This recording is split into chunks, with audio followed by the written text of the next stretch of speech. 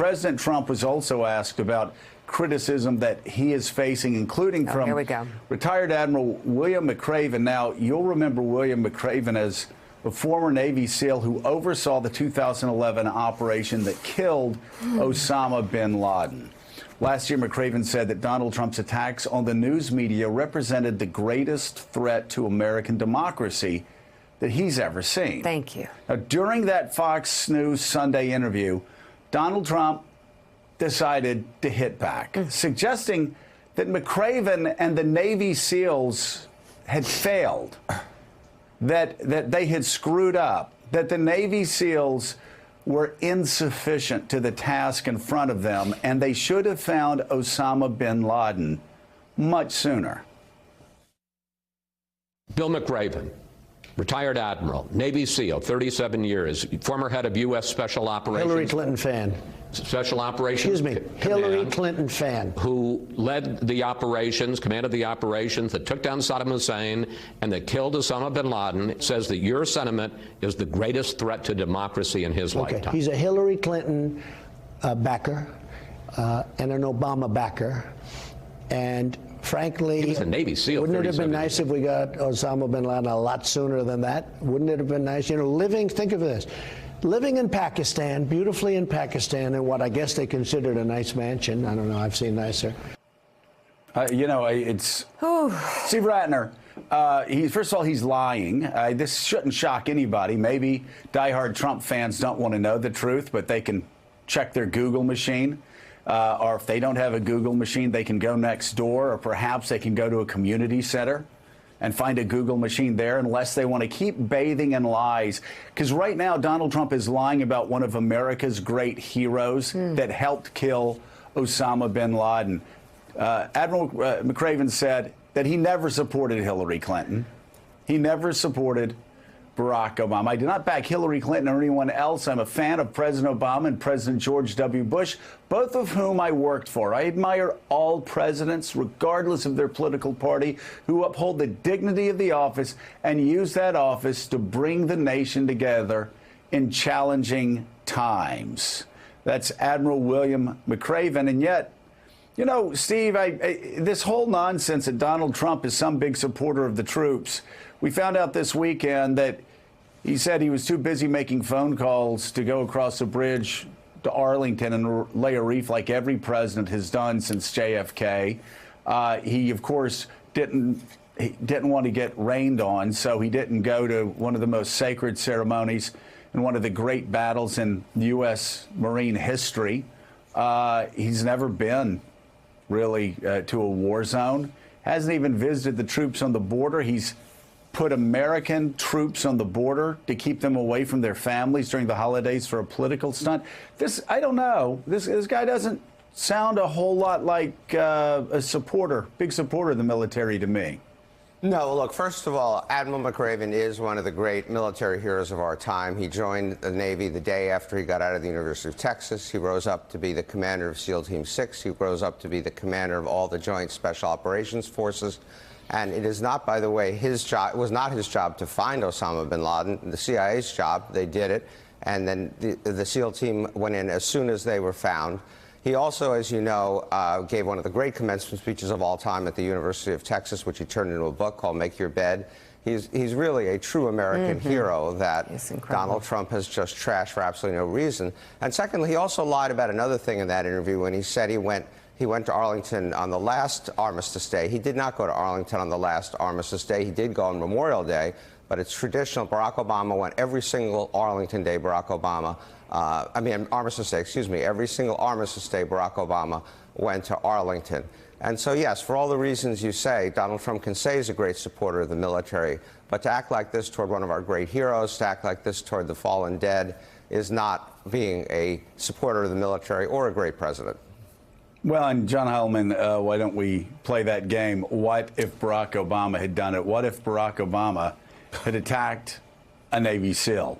What if Barack Obama had never gone to a war zone?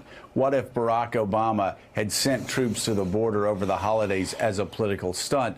We could go on and on and on. It's really, again, Donald Trump is treating men and women in uniform, in these instances at least, in a very shabby manner. Yeah, it's one of the most, I mean, there's this whole litany of things we teed up to talk about in this block, and I thought at maybe at the beginning you would ask what was the most shocking and disgusting of them. And I guess as I've surveyed them, there have been things we've talked about just in the last few minutes where he's been sort of stupider or done things that were kind of more ridiculous. But I think the way he's talked about McRaven since this first became a controversy is really one of the most, is easily the most appalling. And yes, of course, if Barack Obama did any of those things, there would have been calls for, and I would imagine moves for his impeachment among Republicans almost instantly. And of course, they do not do the same for Donald Trump.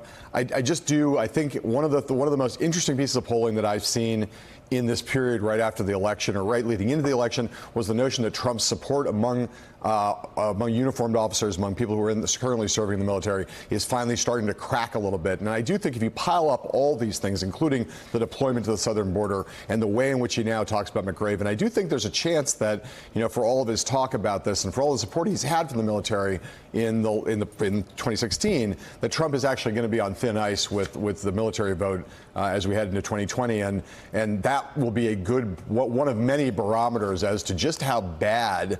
I mean, I'm not foretelling the future, but just the level of risk that he's putting himself in with hardcore constituencies that are finally starting to say, you know what, this guy's not with us. There's also a fundamental misunderstanding, Noah, about the president's role. And again, he's inexperienced at this. He didn't even expect to be elected president of the United States. Perhaps this plays into his misunderstanding, his ignorance of history.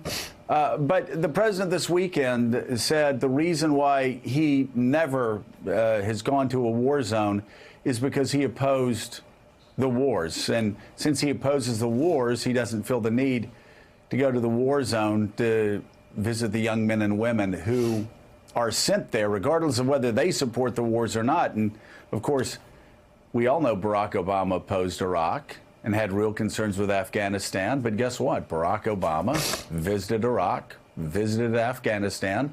That's what commander-in-chiefs do, but not Donald Trump. Yeah, I saw that sentiment expressed in the New York Times. I wasn't sure whether that was the president's aides thinking that was a good explanation for why he hasn't made a visit to the front lines, or not the front lines rather, but to see troops in Iraq, Afghanistan, and as you say, on the border, that he wasn't fully on board with the mission that they were conducting. And I can't think of a sentiment that's more deleterious to morale in those conflicts than the idea that the commander-in-chief doesn't back them.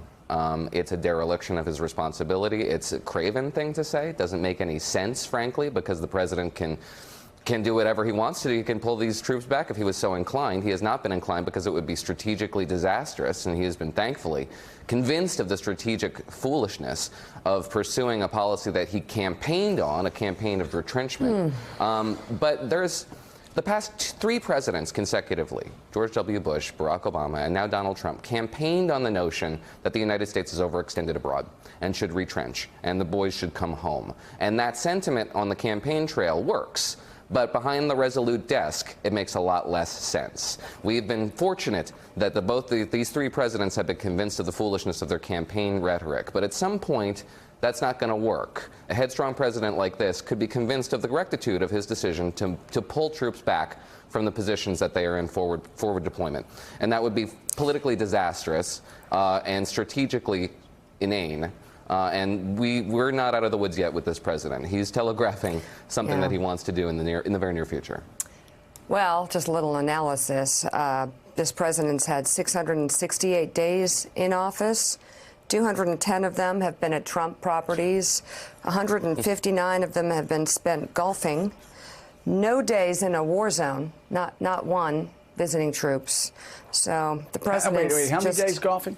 159. Because, it's very interesting. Donald Trump said, not only publicly, but also told us privately. Never leave the White House. Said, I'm not going to ever leave the White House. So there's too much work to be done. Things have changed. Barack Obama goes out golfing all the time. What a joke. I can't believe it. I will never golf. I won't have time to golf. Right. I will be working at the White House all the time. So how many days? I got 159 here. So he's gone golfing. I mean, this 159 behaving days. like a shame to America and to the office of the presidency. This weekend, though, it seems to be heightened. Some might argue that he's just freaked out about indictments coming, possibly to his son. Some might You'd argue never that, know what's Mika. on his mind. Some might argue that. What's ahead on Morning Joe? Still ahead on Morning Joe, Nancy Pelosi's last battle. The New York Times Magazine profiles the likely speaker in waiting who's locked between a rampaging president and members of her own party. But President Trump says he can deliver votes for her. Oh. You're watching Morning Joe. We'll be right back. If I have learned anything in my time traveling the world, it is the power of hope. The power of one person, a Washington, a Lincoln, King, Mandela, and even a young girl from Pakistan, Malala. One person can change the world by giving people hope. Start each day with a task completed. Find someone to help you through life. Respect everyone. Know that life is not fair and that you will fail often.